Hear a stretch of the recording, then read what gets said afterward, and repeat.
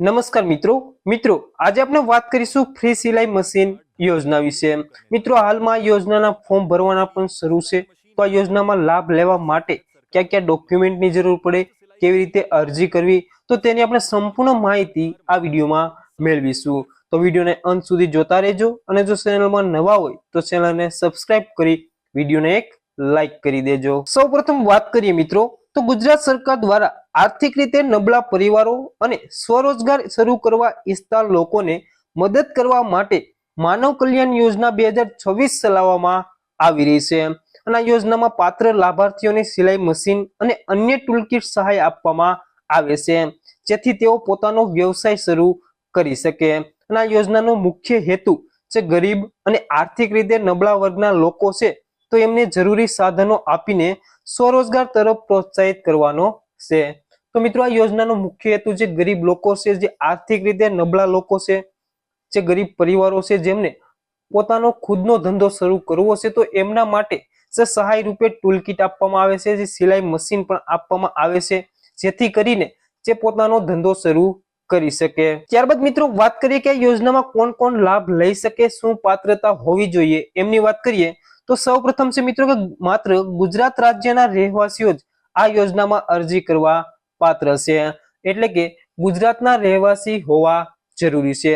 જે ગુજરાત રાજ્યના રહેવાસી આ યોજનામાં ફોર્મ ભરી શકે છે। ત્યારબાદ મિત્રો અરજદારની ઉંમર જે 18 થી લઈને 60 વર્ષની વચ્ચે હોવી જોઈએ। ત્યારબાદ પરિવારની વાર્ષિક આવક જે 6 લાખથી વધુ ના હોવી જોઈએ। તો જે તે પરિવારો જે અરજદાર હોય તેમની વાર્ષિક આવક મર્યાદા જે 6 લાખથી વધુ ના હોવી જોઈએ। અને રાજ્યની વિધવા બહેનો અથવા તો જે વિકલાંગ બહેનો એ પણ આ યોજનામાં લાભ લઈ શકે છે। તો મિત્રો વિધવા બહેનો જે વિકલાંગ બહેનો હોય તો એ પણ આ યોજનાની અંદર લાભ મેળવી શકે છે। અરજદારનો વ્યવસાય જે દરજી અથવા તો ટેલરિંગ સાથે જોડાયેલો હોવો જોઈએ।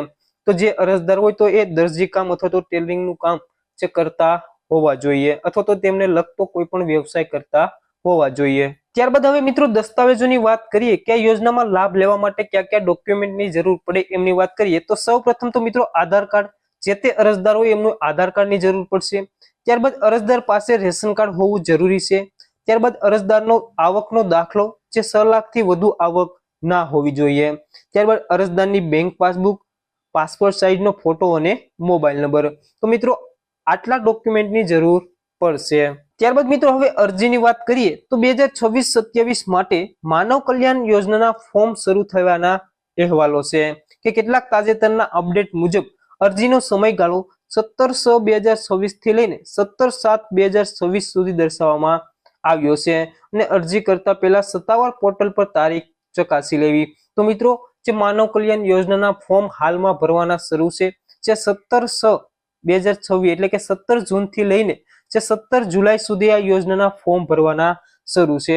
અને જો તમારે લાભ લેવો હોય, અરજી કરવી હોય તો તમારે સત્તાવાર જે ઈ કુટીર પોર્ટલ છે તો એના ઉપર જઈને તમારે સત્તાવાર પોર્ટલ ઉપર જઈને વેબસાઇટમાં જઈને તમારે ઓનલાઈન અરજી કરવાની રહેશે। તો મિત્રો હાલમાં યોજનાના ફોર્મ ભરવાના શરૂ છે, જે 17 જુલાઈ 2026 સુધી તમે લાભ લઈ શકો છો। જે તે અરજદાર લાભ લેવા માંગતા હોય તો એમને ઓનલાઈન અરજી કરવાની રહેશે।